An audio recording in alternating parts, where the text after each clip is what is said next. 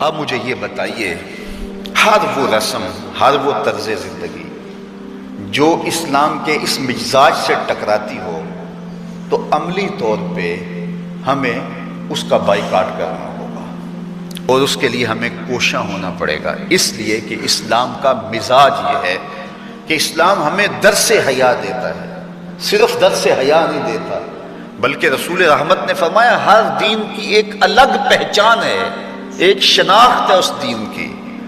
اسلام کی شناخت حیا ہے، اور حیا ایک ایسی دولت ہے جب یہ روحوں میں اترتا ہے اور من میں سماتا ہے تو اللہ تعالیٰ جل شانہ کی رحمتیں اس شخص کے اوپر نازل ہوتی ہیں۔ سب سے زیادہ اس کائنات میں حیا کرنے والے، حدیث پاک میں آتا ہے حضور علیہ الصلوۃ والسلام کواری لڑکی پردے میں جس طرح سمٹی ہوئی ہوتی ہے، فرمایا اس سے بھی زیادہ حیا کرنے والے تھے۔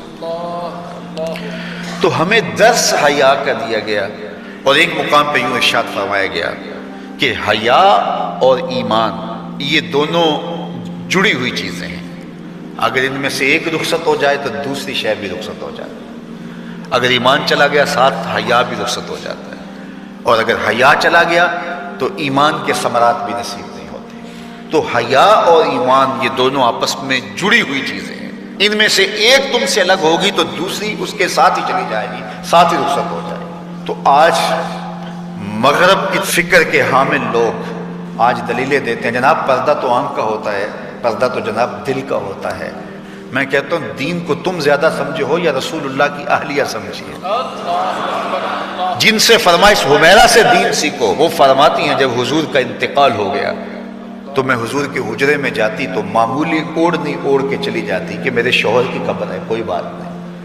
فرمایا اس کے بعد حضرت صدیق اکبر کا وصال ہوا تو وہ بھی حضور کی قربت میں دفن ہوئے، تو میں پھر اس معمولی اوڑھنی کے ساتھ چلی جاتی، اس لیے کہ میں کہتی ایک میرا شوہر ہے دوسرا میرا باپ ہے، تو معمولی کپڑا لیتی اور میں چلی جاتی۔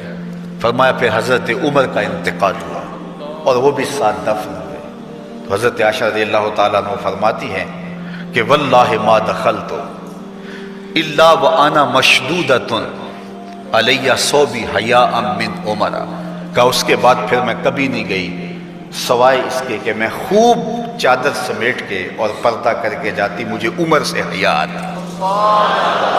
تو جو قبر میں اتر چکے ہیں ام المومنین تو اس سے بھی حیا کرتی ہیں اور اپنے کو سمیٹ لیتی ہیں، تو کیا رسول اللہ صلی اللہ علیہ وآلہ وسلم پر وہی جس خاتون کی آغوش میں اترتی رہی ہے ان سے زیادہ بھی کوئی دین جانے گا، ان سے زیادہ بھی کوئی سمجھدار ہو سکے گا؟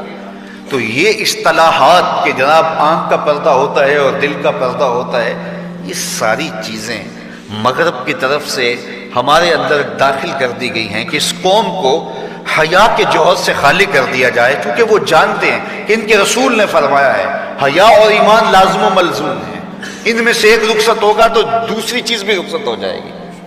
تو یہ ان کو اگر کہا جائے کہ ایمان کو ترک کر دیا جائے تو یہ تو کبھی بھی نہیں کریں گے، تو لہٰذا طریقہ یہ ہے ان کو بے حیا کیا جائے۔